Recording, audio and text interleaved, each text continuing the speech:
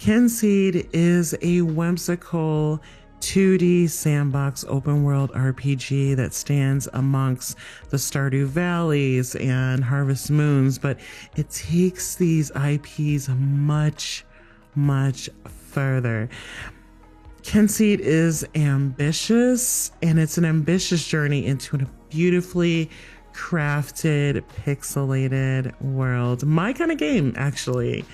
And I'm going to just quote something quickly from their website. It is infused with their own ideas and a mix of British folklore, ancient legend, and rustic traditions. This is what creates this beautiful world. The humor, the people, their thoughts, their thought processes, and just everyday activities.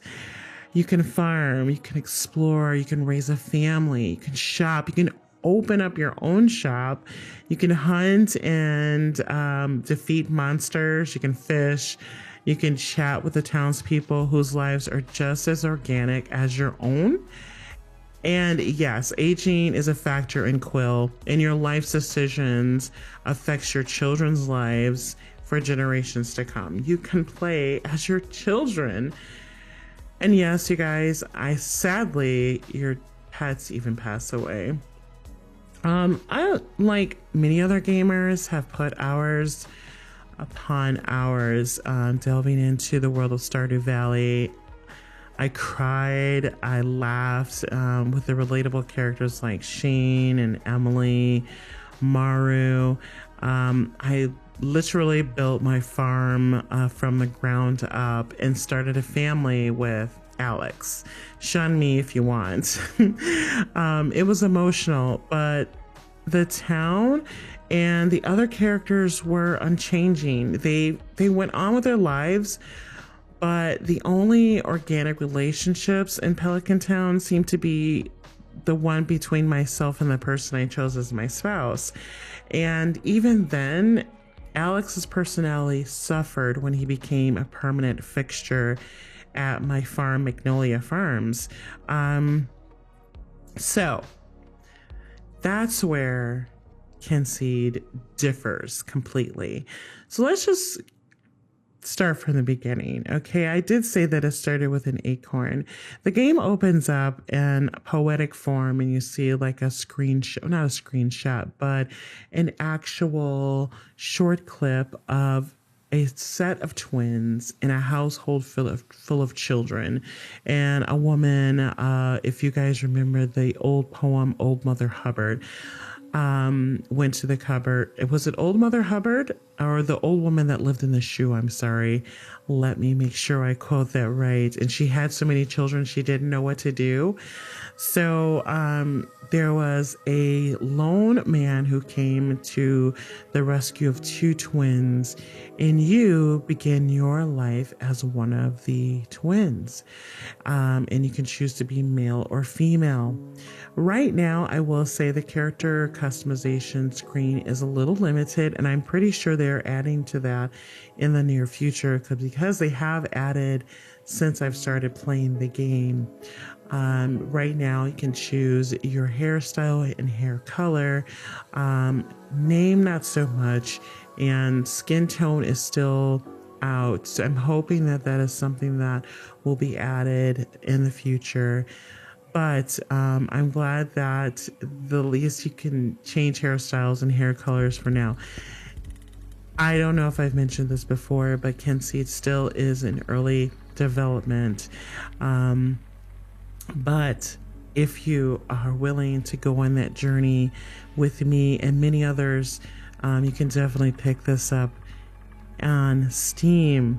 Okay, so like I said, you start off as one of the twins, and I decided to start with Robin.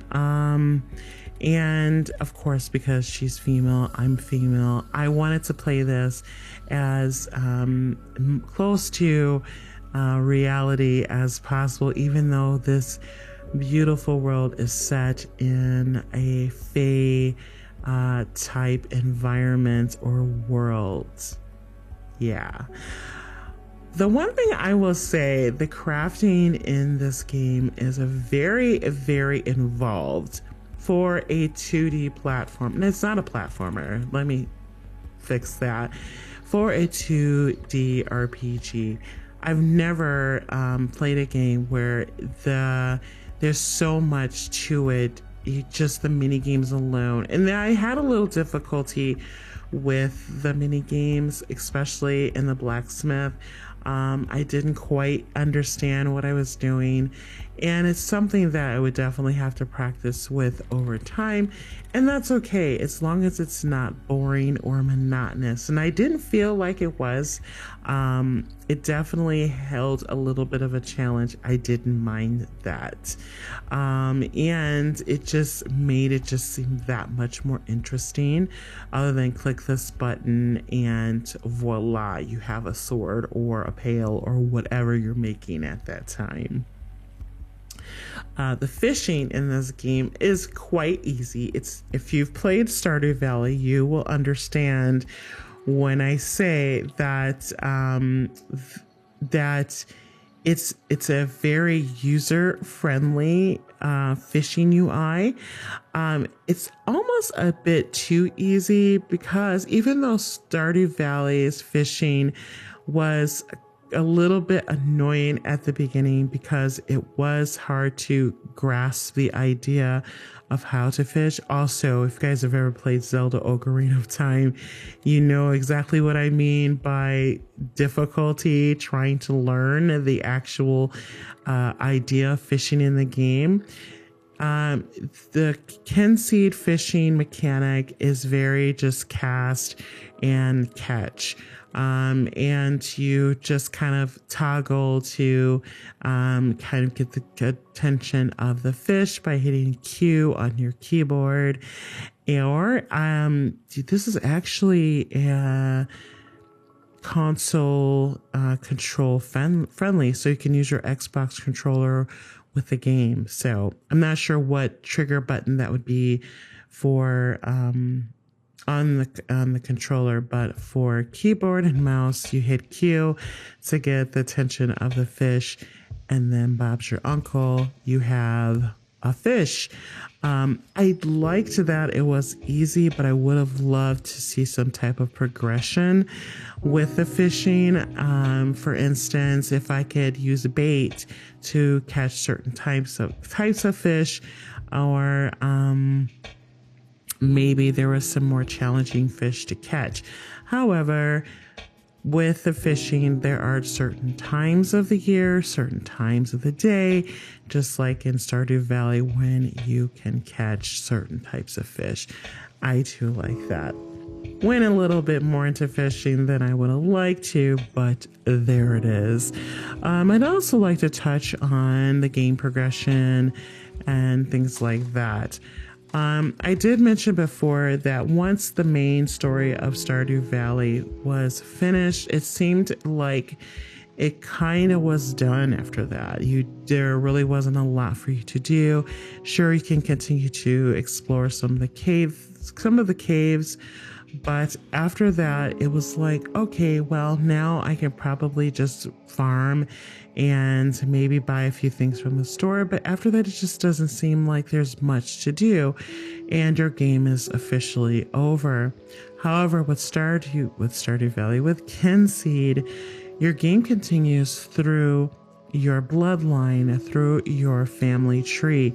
And I'll try to keep the spoilers down to a minimum here, but you can produce a family, and once your own life succumbs to age, you can continue or decide to continue your line through your children.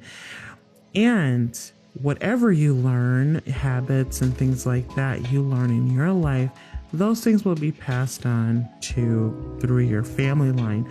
Also, guys, the NPCs in this game have their own lives. They have their own romantic interests. They remember things that you do or don't do.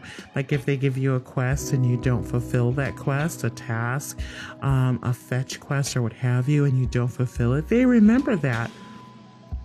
They remember bad gifts and good gifts. Also, the friendship mechanic is more involved than just giving people gifts. It's very realistic in the way that you get to know people by talking to them, by doing them favors, also by giving them gifts, things like that. You get to learn their likes and dislikes, when their birthdays are, what personality traits they might have. There's gossip in town, and the more you learn or more you befriend someone, the juicier the gossip gets about a specific person in town. Also, there's different cultures, and each culture interacts with the town people as a whole, or different cultures within Quill. Lovely. I love it. The exploration is amazing. It does, the game encourages you to explore, and the world is unlocked as you progress the game. I'm not really sure exactly how large the map is, since it's not quite finished that I know of. I did manage to unlock another portion as I finished the prologue.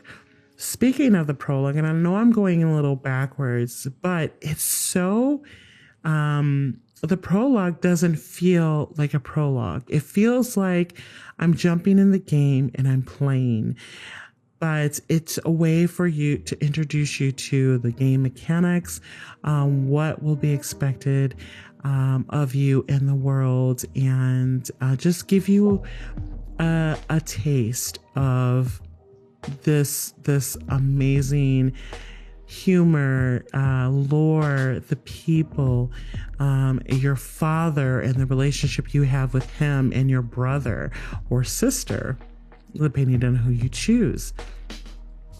And it is kind of heartbreaking at a certain point, but it matters, not just to feed you story, but it actually matters.